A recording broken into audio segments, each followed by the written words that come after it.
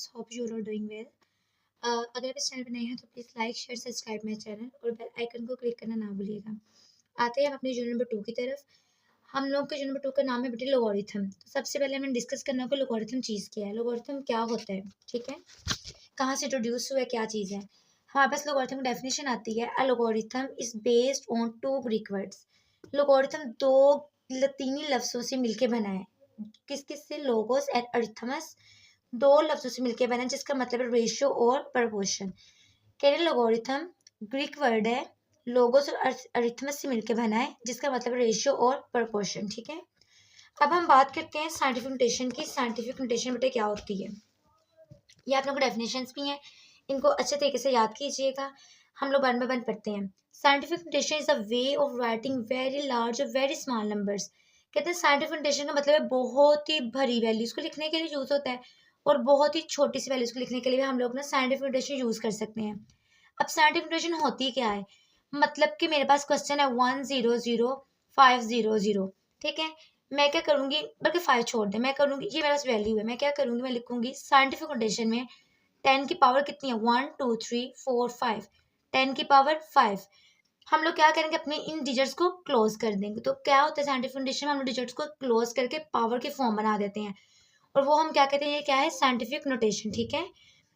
कहते हैं जैसे मेरे पास मैंने जी एग्जाम्पल भी दी है, मेरे पास क्वेश्चन था जी 6500000, बहुत लंबी वैल्यू थी, मैंने साइंटिफिक नोटेशन में चेंज किया, मैंने क्या किया, इसको 10 की पावर 8 बना दिया। तो मेरे पास ये क्या आ गई, साइंटिफिक नोटेशन की एक सिंपल सी एग्जाम्पल आ गई। ऐसी नोटेशन जिसमें हम वैल्यूज को क्या करते हैं, छोटा करके लिख लेते हैं, उसे हम क्या कहते हैं, साइंटिफिक नोटेशन, ठीक है।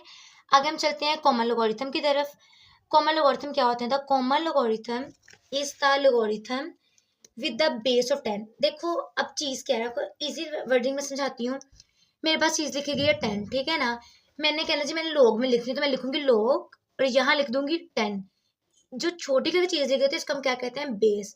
तो कहते हैं कॉमन लोगारिथम में ना हम लोग चीजें बेस में लिखते हैं, बस इतनी सी चीज है और कुछ भी नहीं है इसमें। ऐसी लोगारिथम जिसमें हम लोग चीजें बेस के अंदर लिखते हैं, ठीक है, या उसके साथ लिखते हैं, तो ये हमारे पास क्या होती है, कॉमन लोगारिथम। आगे हम चलते हैं कैरेक्टरिस्टिक्स ऑफ मेंटिसा की तरफ। अब ये क्या होते हैं, the characteristic is the integral part of the logarithm, it tells us how big और स्मॉल द नंबर इज। इसमें ना बहुत आसान वर्ड में बताती हूँ। मेरे पास सवाल है, मेरे पास समझो आंसर है किसी चीज का 6.423। जो पॉइंट की पहले वाली चीज होगी ना बेटे, वो होगी कैरेक्टरिस्टिक। पॉइंट की पहले वाली चीज क्या होगी, कैरेक्टरिस्टिक, और पॉइंट के बाद वाली चीज क्या होगी, मेंटिसा हमारे पास, ठीक है। उन्होंने कहा था कैरेक्टरिस्टिक क्या होती है, मेंटिसा की होती है। अभी आप लोगों को चीजें समझ नहीं आएंगी, जैसे हम लोग क्वेश्चंस करेंगे ना तो आप लोगों को क्लियर समझ आ जाएगी।